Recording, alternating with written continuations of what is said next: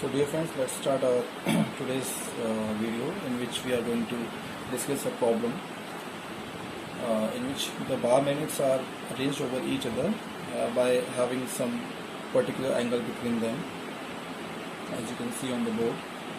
So we have to find out the resultant magnetic field, and then we have to take the correct option, that among these four options which will have the maximum value.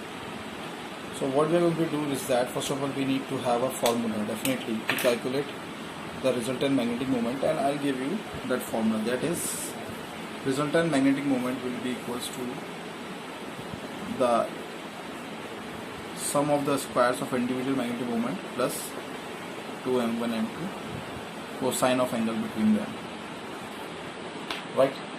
This is the formula, and here you can see that clearly the cosine of angle between the axis of the two bar magnets is going to decide what will come in each of the cases. Now we'll see every case one by one. But first of all, we need to know that the value of cos theta for different angles, that is for 30 degree, for 60 degree, for 90 degree and for 180 degree, the value of cos theta is root 3 by 2, this is 1 by 2, this is 0 and this is minus 1. This we know very well. Now other important thing is, so let me show you. The other important thing is that the value of root 3 over 2, this value is greater than this value. So I can just write over here, I am just writing it over here, that cos 30 is greater than cos 60, because root 3 by 2 is somewhere around 0.8 and it is 1 by 2 is 0.5. So we can clearly see that 0.8 is greater than 0.5. That is quite reasonable, you know. Now, since no other information is given in the question, so we can say that the two bar magnets in each of the cases, the two bar magnets are of same magnetic moment, that is m1 and m2 will necessarily be equal, because no other information is given in the question itself. So what we are going to do now is that we are going to just improve the formula, like it will be m1 is, it will be m square, this will also be m square. So the formula will change and will become 2m square plus 2m square cos 3 है.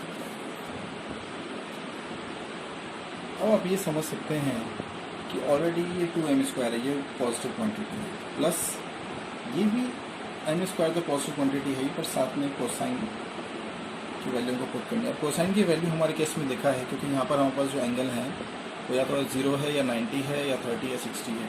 यहाँ पर ये आपको दिख रहा है 90 degree, यहाँ पर ये हो जाएगा 180 डिग्री. राइट? तो इन एंगल से क्या फ़र्क पड़ने वाला है वही हमको देखना है. बस हम देखते हैं हमारे राइट हैंड साइड वाले पार्ट को. अगर मैं यहाँ cos 180 डालता हूँ, राइट, तो फाइल पुट cos 180, तो ये टर्म मेरा बन जाएगा minus 2m square plus 2m square, because we know that cos 180 is minus 1. So this will cancel out and answer will be 0. ठीक है? तो in this case MR comes out to be 0. Right? Now take another case in which theta is taken as 90 degree. That is the first case. So if we take theta as 90, so cos 90 is equals to 0.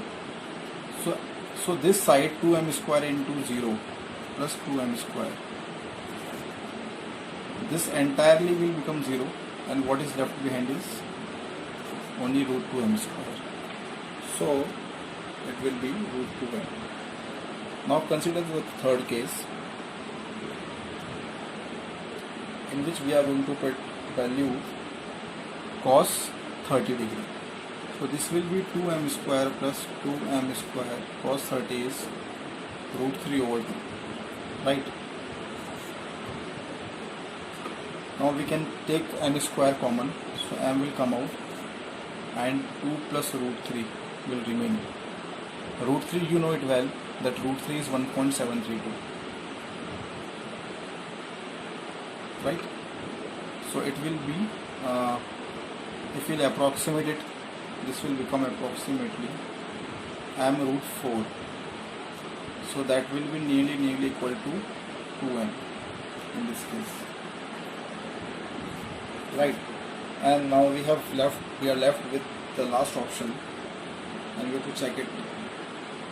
When we'll put value theta equals to 60 degree, then what will happen? 2m square plus 2m square into cos 60 is half. You see 2, it will cancel out. What is remaining? It is root 3m square.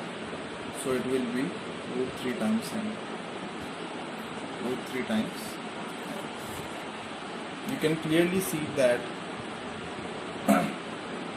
C option is giving us the maximum value of the resultant magnetic moment, and the formula that we are using over here is this one. I am sure this will help you understand this problem, and you must also have seen this particular numerical concept. This is basically conceptual portion which you must have seen in the study materials of different coaching institutes. So I am sure you will be able to solve this question by your own, and the question like this also. Thank you so much.